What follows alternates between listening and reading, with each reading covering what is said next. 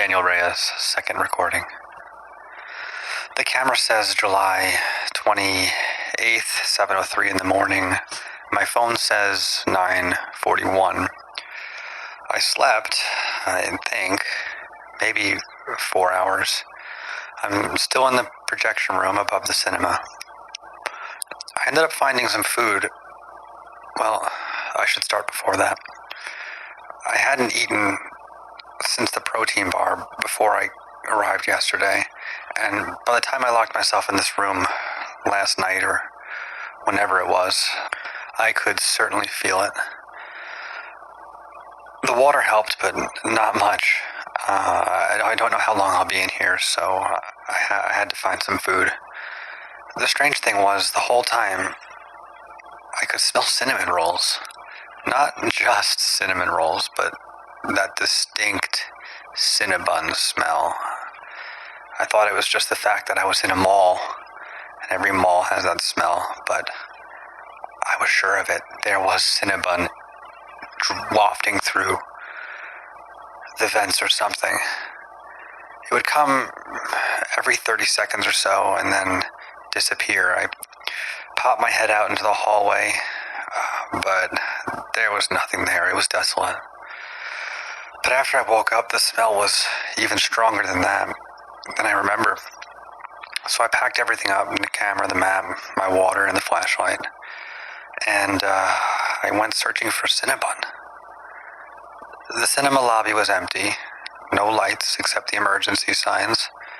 But the smell was strong enough that I just expected to see a Cinnabon around every corner. The paper directory I had didn't show a Cinnabon anywhere. I checked every food listing. There was one bakery called Hearth and Grain on the opposite side of the mall, but what I smelled couldn't be mistaken for anything else. So I started walking around. What else could I do? Every shutter was still closed. The vending machine was on. The fountain was dry. Loading dock 3 was still where it shouldn't be, opening up into the court instead of outside. And believe me, I checked. And worst of all, the smell was gone. I walked one full circuit, just like I had the night before. If you could call it a night, I have no idea what's going on with time around here. But nothing. I headed back towards the cinema and caught it again beside the family restrooms. There was an employees-only door there, a big metal door, no window, and it wasn't on my map. The smell felt like it was coming from underneath the gap. Yes, I got on my hands and knees and checked. I tried the handle. It was locked. Then the public address speakers chimed. It was the same notes as last night, but nobody spoke. Every emergency light in the hall went out for maybe 2 seconds, and when they came back, the magnet on the door clicked. I didn't know what to do. I certainly didn't open it right away. I know that sounds kind of strange after searching around for the smell, but something felt not right. Not that anything in this place feels right at all. But eventually I opened the door and I pulled a metal trash can over to it to prop it open. Not that that did me any good with the outside door, but I certainly didn't want to get locked in there. The hallway behind the door was narrow. It was painted cinder block with plumbing overhead. It ran fairly long. It may have been 50 or 60 yards. By all accounts, this should have taken me outside the mall. According to the directory, it should have gone straight through the cinema, the parking lot, and probably to the road outside. But instead it ended at another door, on the other side of the food court, a side I had never seen. It was small, maybe 8 tables, fake plants, and the skylights up ahead, but again, no light in them. And in the center was, indeed, what I had been looking for, a Cinnabon. Those kiosks that we've all seen so many times, and the lights were on. I don't know what would be more unbelievable, if the cinnamon buns were there or if they weren't, but there, behind that glass, were dozens of cinnamon rolls, just sitting there, looking fresh, icing still glossy. The register screen said, "Ready." There was no dust on the counter, no spoiled food anywhere, no smell like the place should have smelled. I called out once, timidly, but I didn't get an answer. There was a half door into the kiosk, so I went behind the counter. I checked under it, in the little stock room in the back. That door was locked, but I could hear a refrigerator or something behind it. There were bottled drinks in the cooler, sealed frosting tubs, napkins, boxes, everything. The date stickers were all blank. So I took one. It was warm all the way through. The frosting melted off on one side. It tasted normal.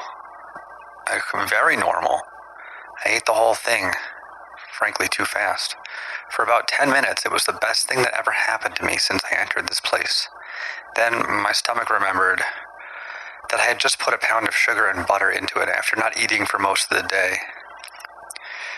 A Cinnabon on a good day is difficult to eat, but this was far from a good day. So my next task was to look for a restroom, and there was one, off to the side of that little court, and I went in. The plumbing worked, and I guess I shouldn't give a detailed report, but in some way I'm glad that I was in there, because while I was in the stall, I heard the service bell on the kiosk counter. One ding, and then a second. After that, paper crinkling like somebody was opening one of the cardboard boxes. I stayed quiet. I kept the flashlight off.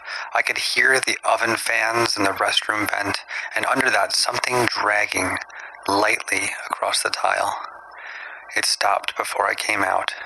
Of course, I waited quite a while before moving anyway. But when I finally made my way out of the bathroom, the court was empty, like I had left it. The kiosk lights were still on, the rear stockroom door was still locked, but there was cinnamon powder on the floor behind the counter. I had stepped through it earlier. My shoe prints were obvious, but there was another set, narrower than mine, longer, bare, maybe, but it didn't look like toes, just smooth marks with creases across the middle.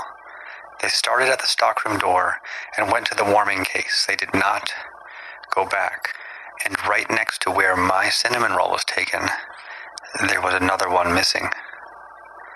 There was an open box on the prep table. The lid had been folded shut. Neat as anything, a streak of fresh icing ran across the cardboard. I didn't open it. I took 5 unopened rolls from the other end of the case and 4 bottles of water. I know stealing is not the important part of the situation, but I still left some money beside the register. $20. Actually, it was all I had. The screen never changed from ready. The staff hallway was still there when I left. The trash can was still holding the door open, and I made my way back to the projection room. I've got 6 bottles of water now, 5 cinnamon rolls, and stomach cramps that are finally starting to improve. I'm not calling the Cinnabon safe. The food was real, and so far has done exactly what real Cinnabon should do to an empty stomach. That's all I know. I also don't know if the smell led me there, or if I was just lucky because I was hungry. But really, the biggest mystery was the PA system. Did someone open the door for me? And what made those tracks?